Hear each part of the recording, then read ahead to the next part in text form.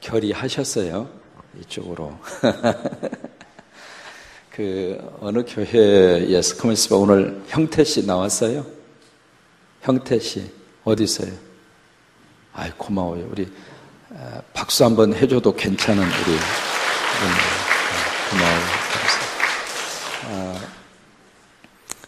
어느 교회에서 하도 교인들의 인상이 우거지상이어서 이걸 어떻게 좀 펼 수 있는 방법이 없을까 싶어가지고 유명한 유머 강사, 차상영인은 아니고 하여튼 유머 강사를 이렇게 초청을 해서 성도들을 좀 이렇게 웃음을 좀 터뜨렸으면 좋겠다 싶어가지고 강사님 오셔서 이제 강의 이렇게 하는데 세상에 교인들 속에 그런 웃음이 숨겨져 있을 줄을 모를 정도로 그렇게 잘 웃는 거예요. 난 성광교회 와서 참 좋은 거가 웃기지도 않는데 웃어주는 거예요. 이게 웃는 것도 코드가 좀 맞아야 돼요. 무슨 이야기 하는데 목사님 바로요. 이렇게 이야기하면 앞에서 이야기하는 사람이 뭐가 더 웃어. 그러니까 이게 웃는 것도 몇 가지 원칙이 있어요. 이게 아는 유머를 들었어도 참 듣는 것처럼. 그리고 반응이 있어야 서로 간에 코드가 맞는 거거든요. 같이 웃을 때는 같이 웃어주고 심각할 때는 같이 심각해주고 이 강대상의 영성이 내 영성이 되려면 여기하고 여러분하고 같이 이렇게 코드가 맞으면 이 말씀이 내 말씀이 돼요. 근데 강대상의 영성이 나하고 틀리잖아요. 나하고 코드가 맞지 않잖아요. 그럼 여기서 말씀이 증거된다 하더라도 나하고는 관계가 없이 돼버리는 거예요. 근데 이제 유머 강사 와서 막 이렇게 웃기니까 세상의 교인들이 포복절도할 정도로 배꼽을 잡고 웃어도 어디서 웃음이 나와야 된다고 그랬어요. 여기서 나오면 피차간에 곤란하다니까 이렇게 있으면은요 몇 번 웃고 나면 목이 쉬어버려요. 근데 여기서부터 웃음이 나오면 참 묘해. 5장 6보다 시원해버려. 한번 웃고 나면 막 에너지가 막 나오는 거예요. 사람이 걱정 근심 없이 사는 사람이 누가 있어요. 다 걱정 있고 근심 있고 그냥 스트레스 받고 그렇게 한 세상 사는 거예요. 그런데 그런 속에서도 하나님이 웃음의 선물을 한번 터뜨려 주시면 속에 있는 이 악성 바이러스가 샥 하고 나가는데 그 나가는 통로가 바로 웃음이거든요. 그래서 교인들이 포복절도를 하면서 그냥 그렇게 배꼽을 잡고 웃는 거예요. 자기만 웃는 것이 아니라 웃음이 전염성이 강해요.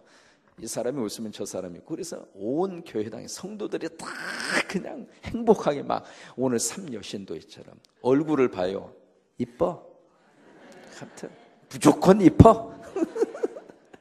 그래서 이제 온 성도들이 그렇게 행복하게 웃는데 앞자리에 앉아있는 목사님하고 장로님들의 표정이 너무 근엄한 거예요. 그래서 이 유머 강사 이분이 어떻게 목사님하고 저 장로님들은 저렇게 표정이 거룩하실까? 그래서 이 유머 가지고는 안 되겠다 싶어가지고 좀 강도가 좀 센 걸로 진도가 나간 거예요. 이 정도면 웃어주겠지 싶어가지고 더 그렇게 해서 이제 유머를 했는데 세상이 그럴수록 목사님하고 장로님들은 가만히 그냥 표정 하나 표정 하나 변하지 않고 그러고 이제 앉아 있는 거예요. 그러니까 이 강사님이 뭐가 내가 실수를 했나? 내가 그렇게 잘못했나? 그래가지고 끝났어요. 끝나고 나서 거기 이제 장로님 중에 한 분에게 장로님 제가 뭐 실수했어요? 아니요. 오늘 너무 유쾌하고 좋은 시간을 가졌어요. 근데 어떻게 목사님하고 장로님들은 그렇게 한 분도 이렇게 안 웃으세요? 여러분, 그것도 기적입니다. 다 웃고 있는데 혼자 더 근엄하게 경건한 표정을 짓는 것도 보통 순교자 정신이 아니면 힘들거든요. 그래서 도대체 왜 그랬느냐고 그랬더니 그 장로님 말씀이 걸치하게예요. 그거요. 어제 당회하면서 웃기로 결정을 안 했어요.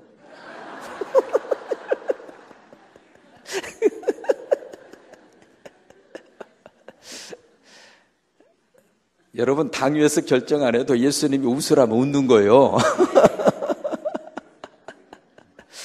우리가 예수님의 이 행복론을 보면서 여러분, 행복은 참 작은 것 속에 있구나. 행복은 생각의 차이구나. 행복은 가치관의 차이구나. 행복은 시각의 차이구나. 행복은 내 마음의 차이구나. 그게 행복이라는 거예요. 행복을 자꾸 외부적인 조건 속에서 찾으려고 그러니까 저 사람 참 행복하겠다. 저 사람 얼마나 좋을까. 나는 이게 뭐야. 어쩌다 이 세상에 태어나서 어떻게 좋지 않는 가문 부모 만나서 일생 동안 내 이렇게 힘들게 내가 이렇게 살다가 갈 수 있을까. 그 생각을 할 수밖에 없는 환경과 조건이 누구나 다 가지고 있는 거거든요.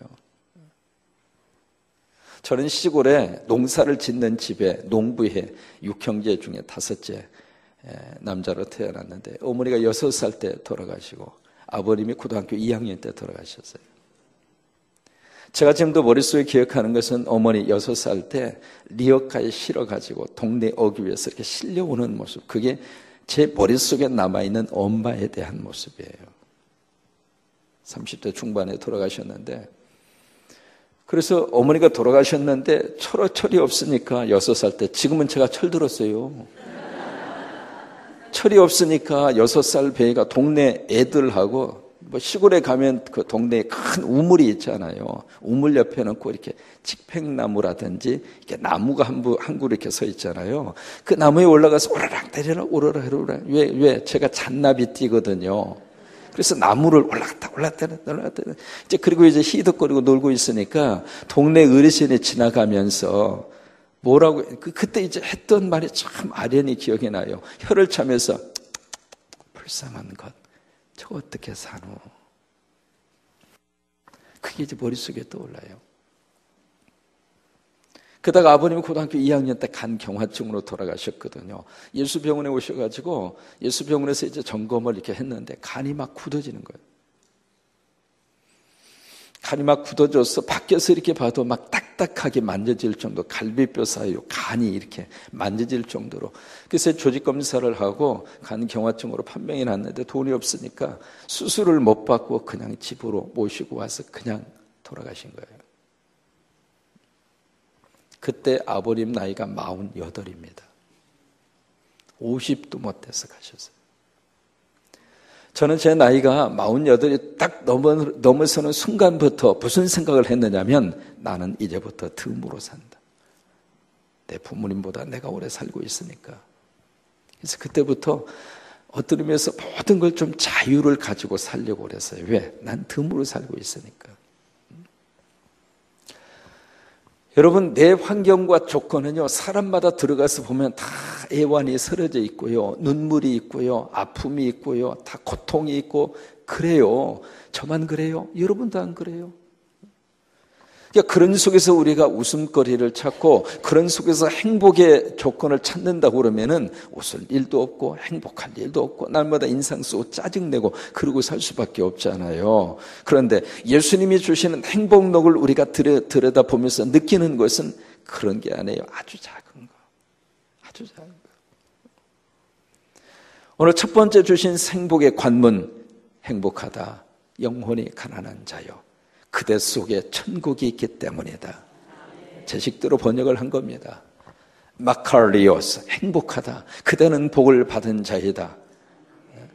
그대가 만약에 영혼이 가난할 수만 있다면, 심령이 가난할 수만 있다면 그 속에 바로 하나님 나라가 이루어지게 될 것이고, 천국이 이루어지게 될 것이고, 행복이 이루어지게 될 것이고, 그래서 예수님이 주시는 첫 번째 행복론의 첫 관문입니다. 이 가난하다고 하는 것은 어제 잠깐 말씀드린 것처럼 소유 개념으로 보면은 가난에 대한 것이 이해가 되지 않습니다. 근데 예수님이 말씀하시는 이 가난이라고 하는 것은 소유가 아니라 관리입니다. 인생을 어떻게 볼 것인가 그 질문이거든요. 자식도 그러고 아내도 그러고 남편도 그러고 세상적인 물질도 그러고 세상적인 지위도 그러고 이 모든 것을 소유적인 개념으로 보는 사람은 행복하지 않아요. 소유하면 더 소유하고 싶은 거예요. 가지면 더 가지고 싶은 거예요. 그게 사람의 욕심이고 사람의 마음이에요. 그게 있기 때문에 인류는 발전을 해서 여기까지 왔어요. 그런데 그 소유적인 개념으로 모든 것을 들여다보면 웃을 만한 여유가 하나도 없어요. 그래서 예수님은 여기에 가난이라고 하는 단어를 통해서 소유가 아니라 관리로 보라고. 오늘 피아노 쳐줘서 고마워요. 난 새벽에 피아노 쳐주는 분만 보면은 그냥 너무 땡큐. 너무 고마워요. 쉬운 일이 아니죠. 그러니까 소유가 아니라 관리로 봤을 때, 관리라고 하는 것은 많아도 감사하고 적어도 감사한 거예요. 왜? 내가 관리만 하는 것뿐이니까. 그래서 우리 인생을 지금 어떻게 살고 있느냐, 그 질문이에요. 바로 이 첫 번째 예수님의 복의 말씀을 주시면서 너는 세상을 소유의 개념으로 살고 있느냐, 아니면 관리의 개념으로 살고 있느냐. 자식도 그러고 물질도 그러고. 여러분, 목회도 똑같아요. 목회를 소유적인 개념에서 성도들을 보면 성도가 오면은 막 뛸 듯이 기쁘고 감사하고, 아이고 새 가지고 왔네, 아이고 좋네. 그러다가 어느 한 사람이, 교인은요 다리가 달려 있어 가지고 갈 수도 있고 올 수도 있거든요.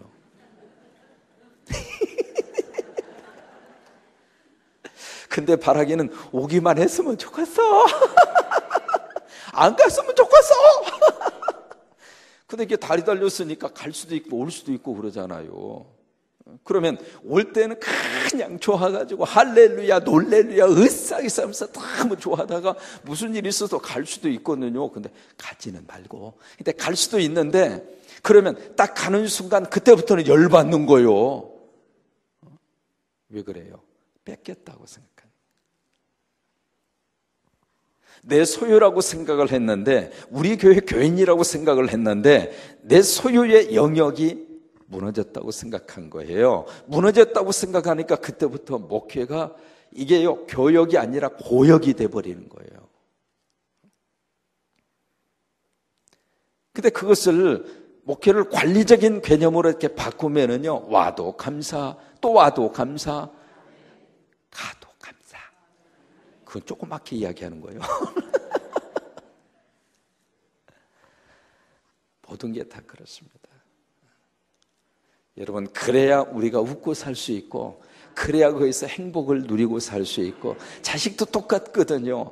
소유적인 개념으로 봤는데 그냥 안 먹고 안 쓰고 그렇게 해서 어느 정도 길러서 대학 교육시켜서 장가 보내고 시집 보냈는데 전화 한 통 없어.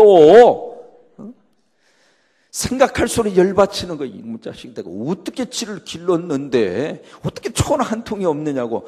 여러분, 가면 갈수록 전화 한 통 할 만한 시간적인 여유 갖는 것도 힘들어요. 서로 이렇게 고백하세요. 자, 같이 고백하세요. 우리끼리 잘 삽시다. 옆에 있는 분하고 그렇게 해서 우리끼리 행복하게 삽시다. 자녀는 자녀대로 잘 살도록 내싸둬. 그냥 그렇게 하고, 연락이 없어도 그냥 새벽에 여기만 오면 여기서 연락이 가잖아. 뭐 다른 데서 연락 기다릴 필요가 없어요. 그냥 우리끼리 웃으면서 그놈의 자식 잘 먹고 잘 살아라 우리. 그냥 우리끼리 그렇게 행복하게 살고 그래야지. 그쪽에 대해서 자꾸 마음을 갖고 생각을 가지면 그게 왜 그럴까? 이 속에 소유의 개념으로 차 있는 거예요. 보내야 돼요. 그리고 관리할 뿐이에요. 소유의 개념은 자꾸 쌓는 데 관심이 있습니다. 관리의 개념은 쓰는 데 관심이 있습니다. 저는 우리 교회가 소유적인 교회가 아니라 관리형 교회가 됐으면 좋겠어요.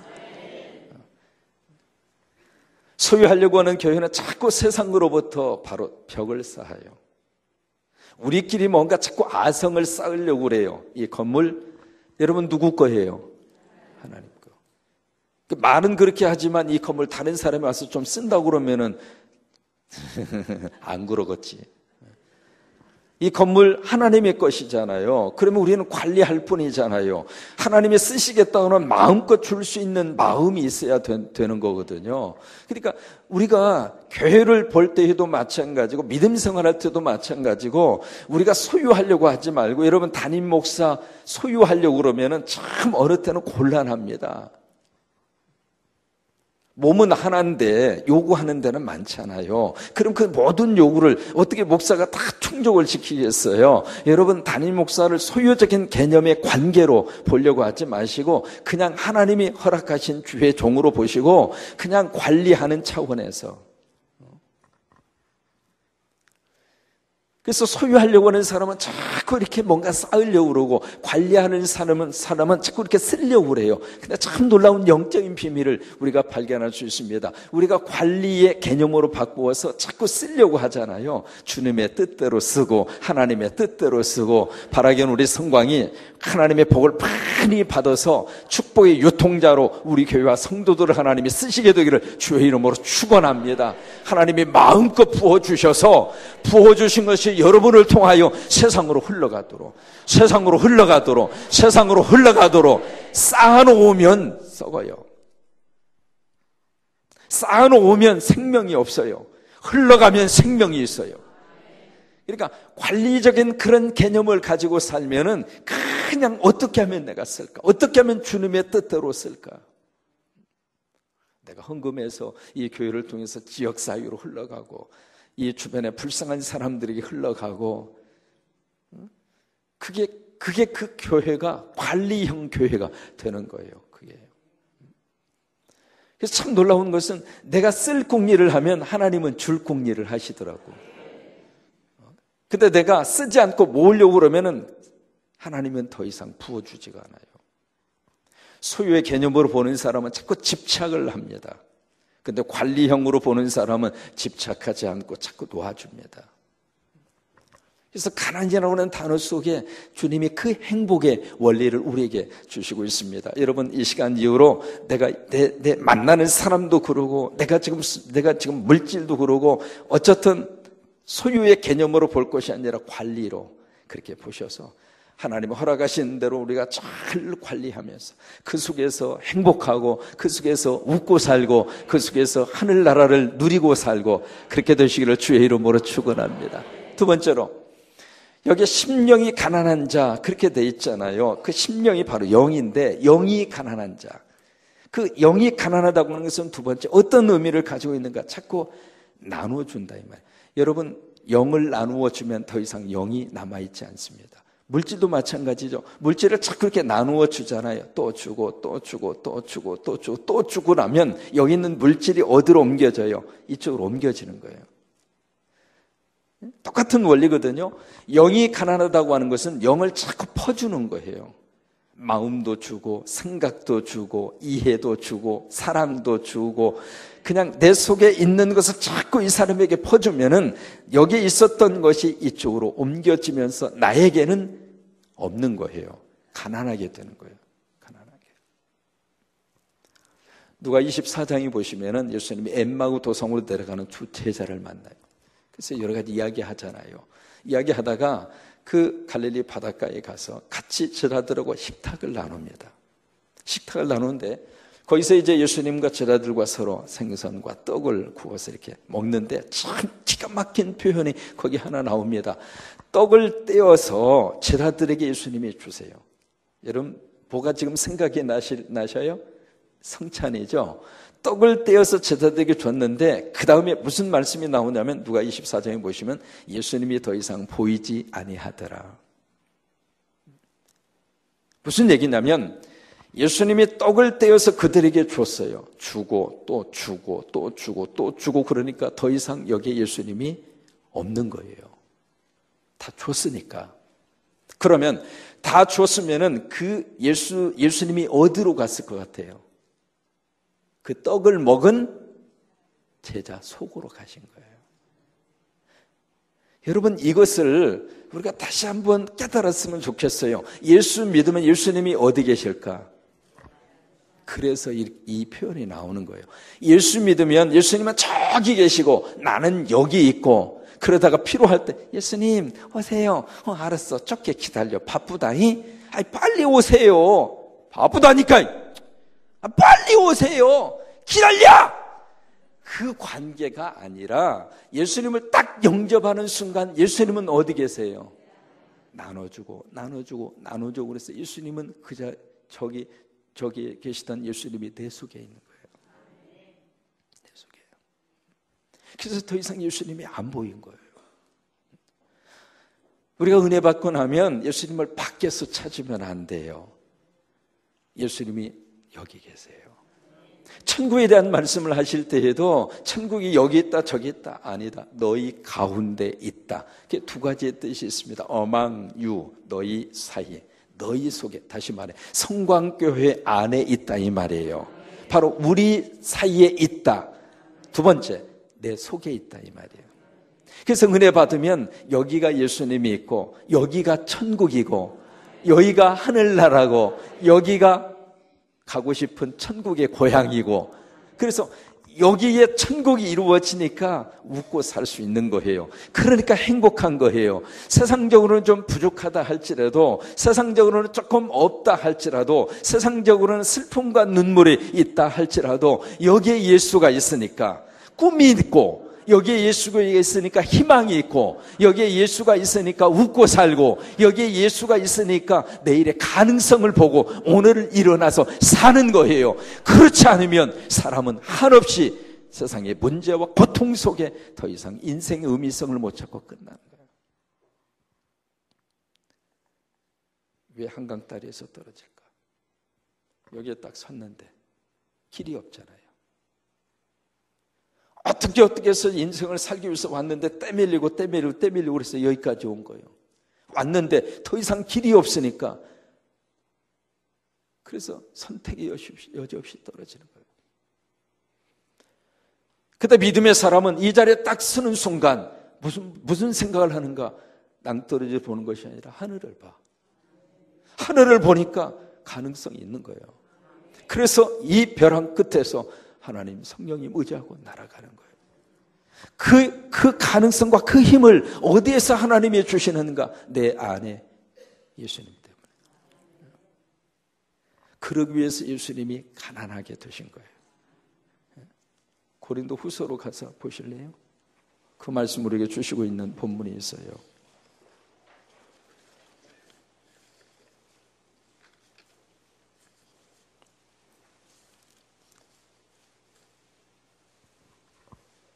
그 다음에 찾죠.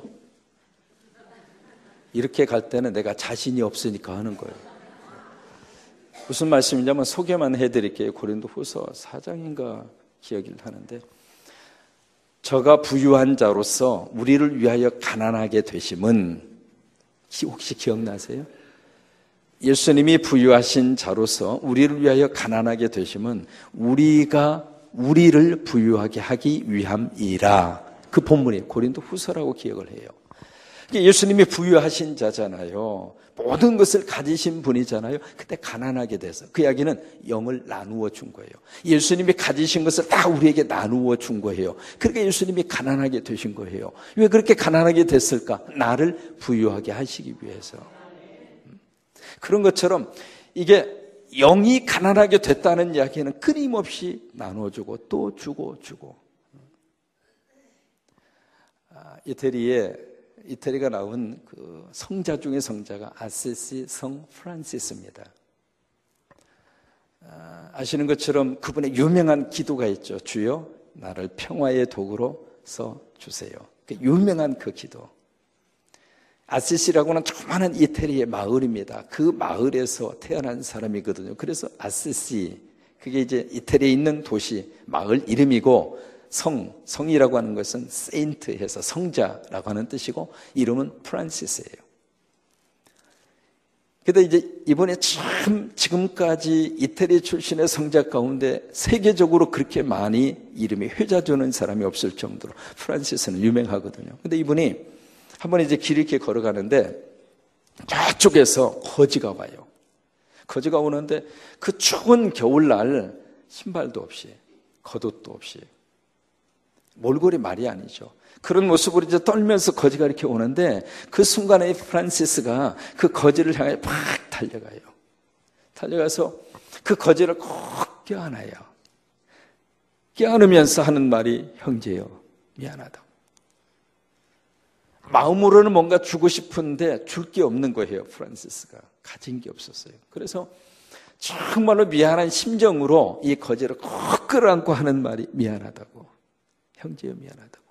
그러니까 그 거지가 하는 말이, 당신은 나에게 인생 최고의 선물을 주었습니다. 무슨 선물을 내가 드렸느냐고. 내 아무것도 드리지 못했지 않느냐고. 거지가 하는 말이 아닙니다. 당신은 나를 형제라고 불러주었습니다. 그래서 이제 감격 가운데 포옹을 딱 하고 그리고 헤어져요. 딱 헤어지면서 프란시스가 궁금해서 거지를 딱 보는 순간 거지가 예수님으로 변해 있는 거예요. 이 프란시스는 거지를 꾀하는 것이 아니라 그 순간에 프란시스는 그 거지를 거지로 본 것이 아니라 주님으로 보았어요. 그러니까 꾀안을 수가 있었던 거예요. 그러면 어떻게 돼서 거지가 예수님으로 보였을까? 영이 가난한 거예요. 내 안에 있는 예수 그리스도를 그에게 준 거예요. 내 안에 있는 마음과 사랑을 그에게 나눠준 거예요. 그러니까 나는 가난하게 됐지만 저 사람이 예수로 보인 거예요. 여러분, 부부의 관계도 똑같아요. 언제 남편이 아내를 정말 사랑할까? 내가 그 아내 속에 들어가 있어야 아내를 사랑해요.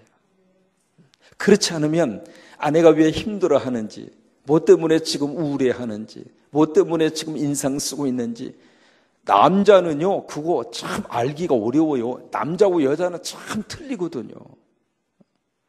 그러니까 전혀 다른 세계를 살고 있는 남자와 여자가 어떻게 그 아내를 이해하고 사랑할 수 있는가? 내가 가난해서 그 아내 속에 내가 들어가 있어요. 그래야 아내가 보이는 거예요. 그래야 행복한 겁니다. 여러분, 우리 안에 그런 역사와 능력이 함께 할 수 있게 되기를 바랍니다. 우리 성광교회가 정말 가난해져서 주고 또 주고 또 주고 또 주고, 여러분 복음도 주고 물질도 주고 우리 교회가 줄 수 있는 것을 마음껏 주어서 우리 교회가 영적으로 가난했으면 좋겠습니다. 아무리 받아도 교만하지 않을 정도로, 아무리 하나님이 채워주시고 또 채워주셔도 아직도 뭔가 부족함이 있을 정도로, 왜? 그게 가난의 상태입니다. 그렇지 않으면 조금 가졌다고 오만하고 교만하고 없는 사람 막 무시하고, 왜 그래요? 내가 그보다 더 많은 것을 가지고 있다고 하는 부유함에 대한 생각이 나를 그렇게 만드는 거예요. 그러지 말고 정말 예수 그리스도 안에서 교회도 영적으로 가난하고, 하나님 은혜를 주셔도 더 은혜를 사모하고, 하나님이 복을 주셔도 하나님 더 많이 나눌 터이니까, 더 많이 관리할 터이니까, 더 많이 쓸 거니까 하나님이 더 많이 주시옵소서, 그런 마음이 우리 안에 가득하게 채워졌으면 좋겠고, 그래서 우리 교회가 정말 심령이 가난한 교회가 돼서 행복한 우리 교회가 될 수 있게 되기를 주의 이름으로 축원합니다. 우리 성도들 모두가 다 영혼이 가난해서 정말 하나님 나라가 내 안에 이루어지고 천국을 누리고 사는 귀한 역사와 능력이 우리 가운데 함께 할 수 있게 되기를 주의 이름으로 축원합니다. 우리 찬송하시죠.